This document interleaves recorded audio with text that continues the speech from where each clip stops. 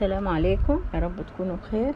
كل سنة وانتم طيبين. موسم المدارس خلاص بقى هيبدأ، والكليات وكله ان شاء الله هنتوالى نعمل لكم مخبوزات جميلة عشان ما تحتروش وشوفوا الجمال قد ايه، والبيتزا الجميلة الميني بيتزا دي وحلاوتها، وشوفوا كده طراوتها. حاجة كده يعني، ولا جاهز ولا مصانع ولا مطاعم ولا في اي مكان هتلاقوا زيها ولا زي جمالها. وهتبقى سهلة جدا تعملوها للولاد، ياكلوها الصبح، ياكلوها في اي وقت، ياخدوها في اللانش بوكس بتاعهم، وللكبار او ممكن تحطيها في ستريتش راب ليهم تقعد الاسبوع كله. هنبتدي بقى المكونات بتاعتنا. نص كيلو دقيق عملوا لنا 18 بيتزاية او 4 كوبايات بس، عملوا لنا الدنيا دي كلها. ممكن تقعد اسبوع تعملي فيه كوبايه ومعلقتين لبن بودر. المكونات دلوقتي، وهنا معلقه ونص سكر، ومعلقه باكنج باودر، وربع معلقه ملح، او ممكن المرقه دي تحطيها وممكن لا، هي بتديها نكهه حلوه يعني. دي ربع معلقه ملح اهي، ايوه. وهنجيب برضو معلقتين كبار سمنة. الاول هنحط الخميرة البيرة بتاعتنا 10 جرام او معلقة ممسوحة برضو اهي، لان الكمية مش كبيرة يعني عشان نكتر الخميرة. هو كله نص كيلو. وهنحط معلقتين سمنة على زيت او معلقتين زيت، يعني اللي انتي بتحبيه حطيه. ومعلقتين زبادي، لو ما عندكيش زبادي عندك كوبايه لبن صغيره حطي عليها نص ربع ليمونه، وهي تكون دافيه كده سخنه، واركنيها شويه هتبقى زبادي واستعمليها. يعني اتصرفي باي حاجه، ان شاء الله لبن بودره برضو بميه دافيه، وتحطي عليه ربع ليمونه وهيديكي الزبادي. هنحط هنا نص كميه الميه، نص كميه الدقيق ميه، فهنحط كوبايه واحده بس كده. انا قبل كده، ده العجان ده طبعا مريح جدا لاي حد، وانصحكم تبقوا تجيبوه في البيت. انا قبل كده على القناه عامله البيتزا وعجناها بايدي وجميله جدا. وهنا هنحط حته خل. الخل ده بيديها طراوه وبيديها هشاشان برضو حسب الرغبه، لكن هو جميل جدا. هي نص معلقه عشان الكميه قليله، وحطينا لها بقيه الميه. يعني هي بتاخد كوبايه ميه حسب الدقيق اللي عندك. بقعد الاول بحط نص، وهنا بقى واحنا العجان بيعجن هنبتدي نعمل الكاتشب. هنجيب بطاطين صغيرين على نص طماطم، نص كيلو طماطم. بنشيل من البذرة من تحت، مش بنقورها كده عشان تطلع الحتة البيضة، مش بنشيلها كلها كده من تحت لا. وبنفتحها 4/4، بنشقها كده ونشقها ونحطها، ونحط 4 فصوص او 5 توم، ونحط هم قد 6 طماطميات او 7، دول يعني حوالي نص كيلو. هنعمل بيه كاتشب عبال ما العجان عمال يعجن في البيتزا بتاعتنا. وهنبتدي بقى نحطها، ونحط لها ملح وفلفل، ونحط لها معلقه سكر صغيره، ونحط معاها لو عايزه تحطي مرقه حطي، مش عايزه ما تحطيش، طالما في معلقه السكر وخلاص كده اهو. وبنحط لها فلفل، وما بنحطش اي بهارات تانية فيها. لو بقى معانا فلفل ارناؤوطي احمر نحطه معانا، فلفل اللي هو المكبب الالوان الاحمر ممكن نجيب يعني نص فلفلايه كبيره ونحطها، او فلفلايه صغيره حمراء ونحطها. لو مفيش بلاش، في الوان صحيه اللي هي الصحيه دي بنجيب نحط نقطتين بعدين بس مش دلوقتي. بقى هنشيلها نحطها على النار. دي حته مرقه صغيره او سكر صغيره، يعني كله قلته لكم انا. وحته اهي بابريكا دي عشان تديها اللون الاحمر برضو، ما تكتروهاش لان الكميه قليله.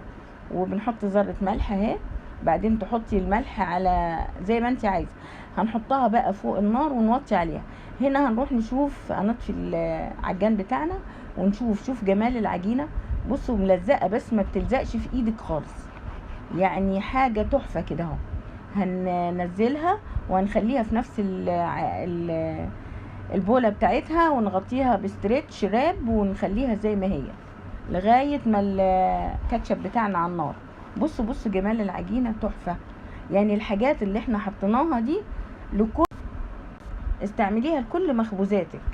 يعني لكل اللي عايزين نعمل فطاير للولاد، يعني نفس العجينه دي عايزين نعمل سندوتشات للولاد. وهنا بقى الحشو بتاعنا زي ما انت عايزه برضه. قلنا عمايل الحاجه ده مش كتالوج، دي الجبن، اي جبنه في دول عايزه تحطيها ماكس جبن، شيدر. هنا في الحلوم، هنا في شويه طماطم مقطعاها شرايح رفيعه، وشويه فلفل اخضر، وزيتون، زيتون اسود، زيتون اخضر، زي ما انت عايزه. لو في لانشون، لو في فراخ. هنا بصوا بقى هي لوحديها انا حطيت لها حوالي ربع كوبايه ميه عشان نشيل بقى القشر اللي عليها، كل القشر. بصوا بيطلع في منتهى السهوله، بمجرد ما بمسك القشر بيطلع في منتهى السهوله.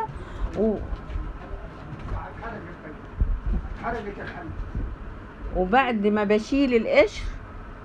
بشيل القشر، بحطه في شويه ميه في بوله او في كوبايه فيها شويه ميه، واحطه فيها عشان انا هاخد الميه اللي هتفضل من القشر دي، بتطلع لي ميه لونها احمر. هقول لك هستعملها ازاي.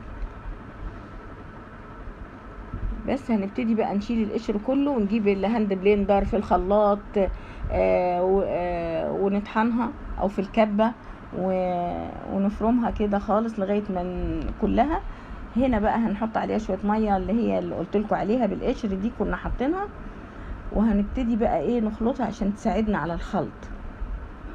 بس هنبتدي بقى نخلط الكميه بتاعتنا دي بتاعت عبال العجينه بتاعتنا ما تخمر. هي ما بتاخدش وقت، الكاتشب ولا العجينه بتاخد وقت، هي العجينه هتاخد نص ساعه كده خلاص. اتطحنت كويس. هنجيب بقى ايه المصفى ونصفيها، وبرده الميه اللي كنا حاطينها هنحط شويه كده عشان خاطر ايه سهل عمليه الميه. شفتوا القشر جاب الوان كده، طلع لون الكرياتين بتاعه الاحمر ده. هنبتدي بقى ايه نقلبها ونصفيها كويس جدا. هنا بقى بعد ما بتتصفى ونحط لها، بعد ما تتصفى واحنا دلوقتي حاطين لها ملح وفلفل بسيط، ما حطلهاش اي اضافات. لسه هنشوف بقى هنحط الاضافات. هنجيب شويه الميه برضو دي اللي هي من القشر، هنجيبها ونحط عليها معلقه نشا صغيره، وهنحط عليها يعني الوان صناعيه اللي هي صحيه، نقطتين او نقطه واحده بس. وفي المصانع هي بتحطها، بس احنا ايه اهي وحطيناها. عايزه تحطيها دي تبع الرغبه، مش عايزه تحطيها هي طريقه الكاتشب كده من غيرها، بس هي دي طريقه المصانع. وهنبتدي بقى نسيبها على النار شويه كده لغايه ما تاخد لها تسبيكه بسيطه اهي. سبكت معانا وشوفوا تقلت ازاي وبقت جميله وخلاص كده، ما بتاخدش ولا حاجه.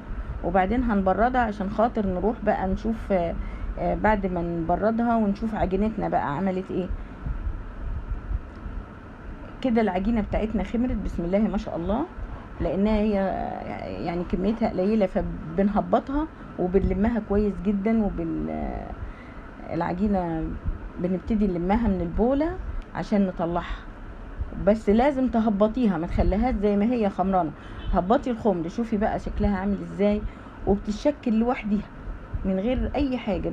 عايزه تقسميها اربع تربع وتعمليها قرص كبير، بالكوبايه تعملي دواير، تروحي مبططاها جامد وتخليها حوالي سنتي تعمليها. عايزه تعمليها كور كده وتسهلي على نفسك، كل الطرق سهله. يعني ممكن تجيبيها تقسميها 4 تربع الكوره دي وتفرديها، وبعد ما تفرديها تقطعيها بالكوبايه، اي كوبايه تديكي حجم حلو كده صغير. بس انا جبت لكم الطريقه الصعبه دي عشان خاطر ايه اصعب طريقه انك انت تقطعيها كور، اسهل طريقه انك انت تقطعيها 4 تربع وتبططيها كويس وتفرديها وتخليها كده زي هنبتدي بقى نكورها، واذا لقيتيها مثلا هتنشف من الهواء ولا حاجه بلي ايدك بشويه زيت صغيره خالص مش كتيره يعني، وتبتدي تكوريها تعمليها كور. وبعد ما نعملها كور كلها قد بعض كده اهو نغطيها بقى، يعني بقدر الامكان يبقى الحجم واحد. هنبتدي نعملها كور ونغطيها. وهو ده كله اللي جاب لنا الكميه الكبيره دي، ده نص كيلو دي اللي انتوا شايفين الكميه الكبيره، جاب لي 18 بيتزايد. ومشبعة يعني. الواحدة ممكن الواحد ياكلها يشبع يعني، وياخدها الطالب الصبح يفطر قبل ما يروح، هتشال هياخد الاسبوع كله ياكل فيها بالكام كوباية دول. والكاتشب الخمس الكام طماطمية دول نص كيلو مش مكلف 5 جنيه بالادوات كلها. يعني احنا لو اشترينا شوية الكاتشب دول بكذا. هنبتدي بقى نبططها ونعملها بال بايدينا اللي هي النشابة بتاعتها، مش اشكال يعني، كله هي هتمشي بسرعة.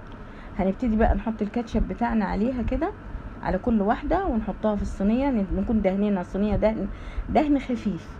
وهنبتدي نحط بقى الجبن اللي عندك فراخ، عندك لحمة مفرومة، عندك لانشون، اي حاجة، بطاطس بوريه عاملاها بالبقدونس وحاطه فيها جبن، ينفع اي حاجة بتحبوها تحطوها فيها. هي العجينة لوحديها لو دقتيها هتلاقيها طعمها تحفة من غير اي اضافات. هنبتدي بقى نعمل ونملى الصواني بتاعتنا، وصاج في صينية في اي حاجة، نكون مولعين الفرن بتاعتنا مسبقا ومخلين الفرن عالية. اول ما هنحط لما نكمل الكمية بتاعتنا هنحط في الفرن، نروح موطيينها من تحت وموطيينها من فوق، وتبتدي بقى تبشريها. يعني هي بتاخد 10 دقايق كده وتدوريها، و10 دقايق تاني قبل اول ما تاخد 10 دقايق لو عايزة تحطي جبنة موزاريلا عليها من فوق حطي، يعني ما تحطيش الجبنة كلها اول واخر. هنبتدي بقى نفرد في الصينية بتاعتنا ونحط فيها الكاتشب الجميل ده اللي احنا عملناه، وشوفوا شكله تحفة ازاي.